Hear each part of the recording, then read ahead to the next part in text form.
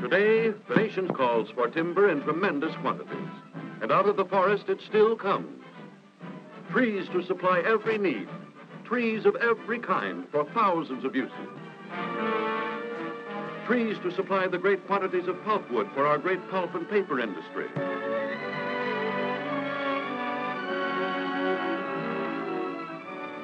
For our newspapers, our magazines, for the hundreds of uses to which paper is put.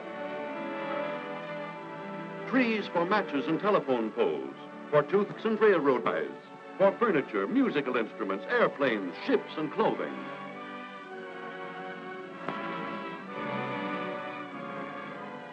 And trees as well for plastics and chemical products.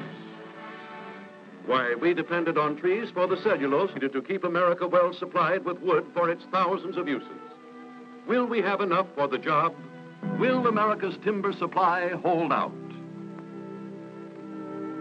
Or is timber like other natural resources, like minerals, gold, for instance? When the miner takes minerals out of the ground, they are gone for all time. They never come back.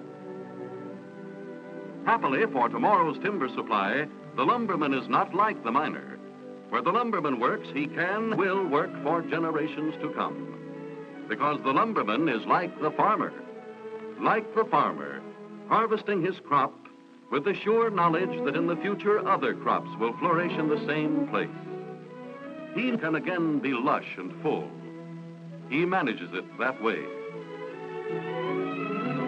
The farmer's wheat kernel begins as a seedling. It is kept from harm, and when it stops growing, it is ready for the harvest. Just like wheat, trees begin as seedling. Given sunlight and room to grow, they do grow. Every year, just like any plant, little trees become a little bigger. Careful management keeps them from harm. And finally, when they are mature, they should be harvested. Or like any other crop, they will lose vitality and become an easy prey of insects and disease. Yes, if not harvested when ready, trees become overripe. Here is a striking example of an overripe forest. A tree crop practically dead, useless, because it was not harvested in time. When nature creates something and it is not utilized, she lets life go out of it. She allows it to die. And yet, trees like this one need never have been wasted. Instead of rotting away in the forest, it might have served a useful purpose for generations to come. It might have been a schoolhouse. It might have been a home. Or it might have been a place of worship. Fortunately, today these things are clearly understood. Today, from the Pacific Northwest all the way to the southern pine country, wherever timber grows, the men in the forest industries know that trees need not be wasted. In every part of the nation, trees are grown as a crop, cared for and harvested as a crop. And today, the forest industries are working to assure ample timber in the future because of modern forest management. Forest management, a simple name for a complicated business. Forest management knows the amazing fertility of good tree-growing areas, knows that the forest can replenish itself. In certain areas, this natural growth is scientifically aided by what is native logging.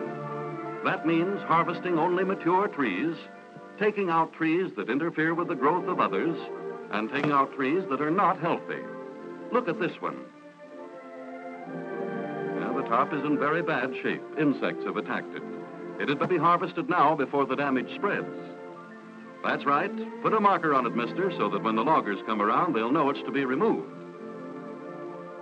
The little metal tag will tell them the whole story.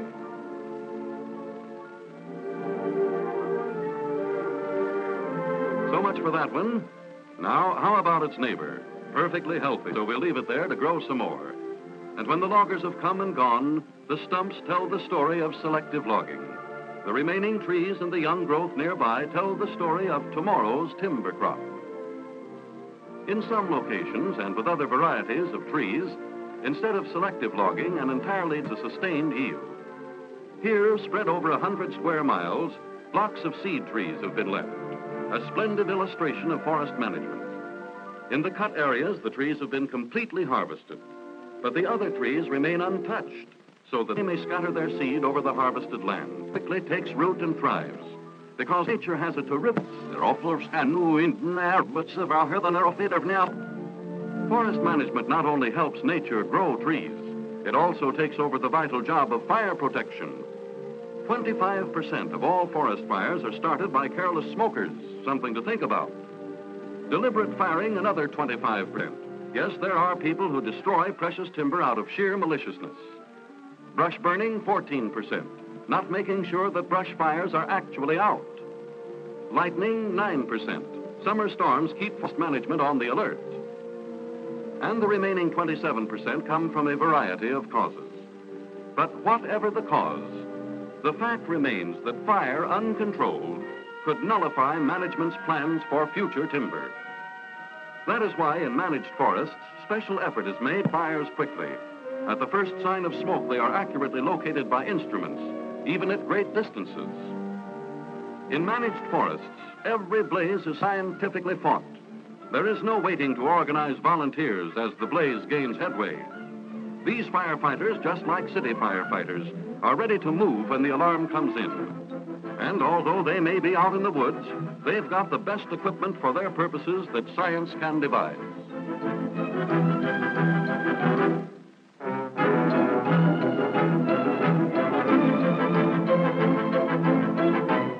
Tricky mountain roads mean careful driving, but it doesn't take long for these boys to go into action.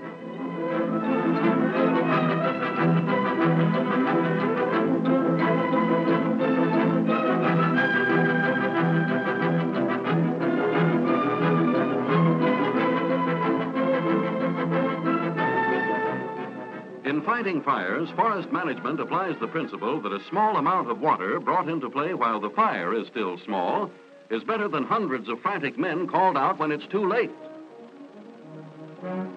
Yes, in managed forests, scientific firefighting does the trick. It's all a question of understanding what to do. How much better this is than the old haphazard way with flames frequently out of control.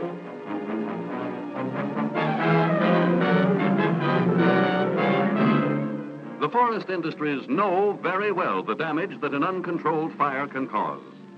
Dead waste, mile after mile. And the public, too, must be made to know. It must cooperate with the forest industries and with state and federal agencies. It must learn from scenes like this to avoid carelessness when smoking or camping in wooded areas.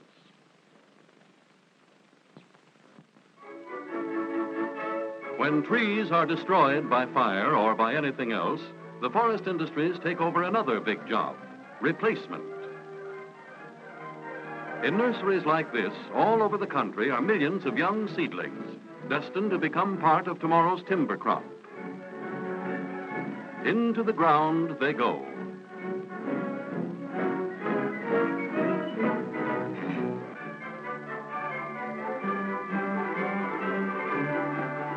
Row after row, mile after mile of strong new growth, sitting in the sunlight, putting on board feet.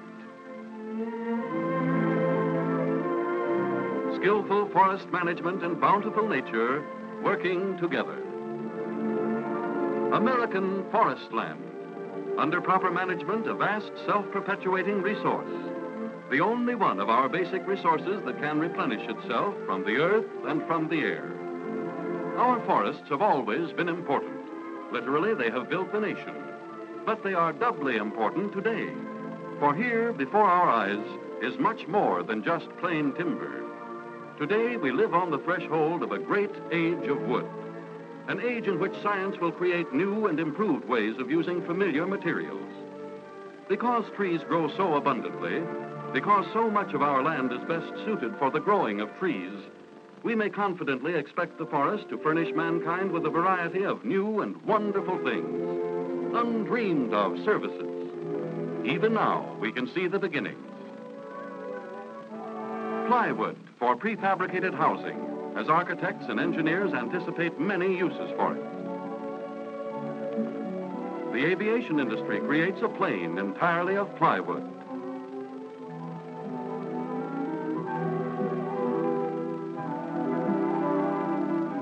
Who knows? Perhaps planes built of forest products will be commonplace in the coming age of wood. Chemical science looks to America's forest crop for an unfailing supply of raw materials upon which to perform its miracles of conversion. The chemist has long realized the possibilities of the forest.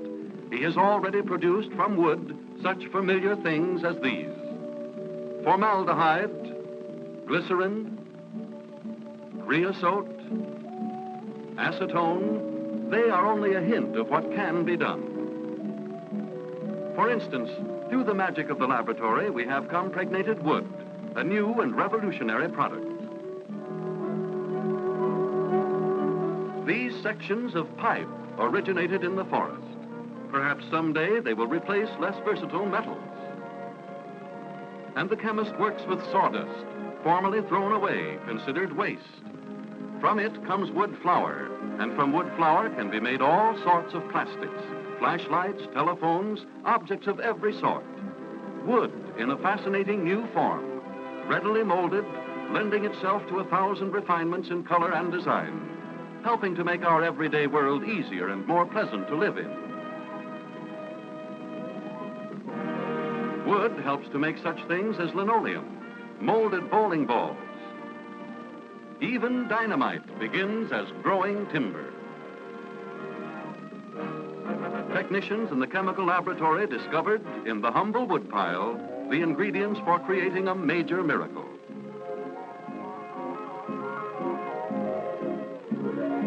After the logs have been broken up, after they have been reduced to millions of little chips,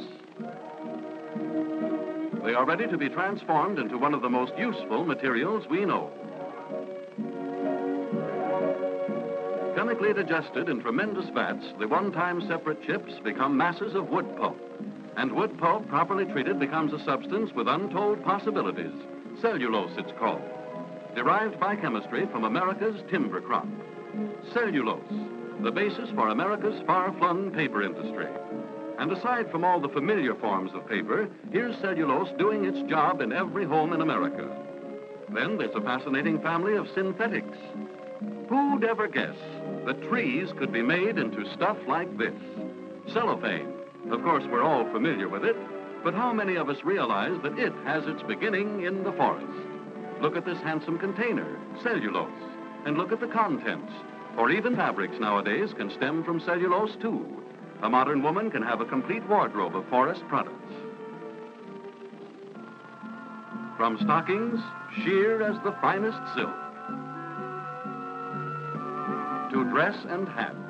And that's to say nothing of all the varied accessories, gloves, bag, everything.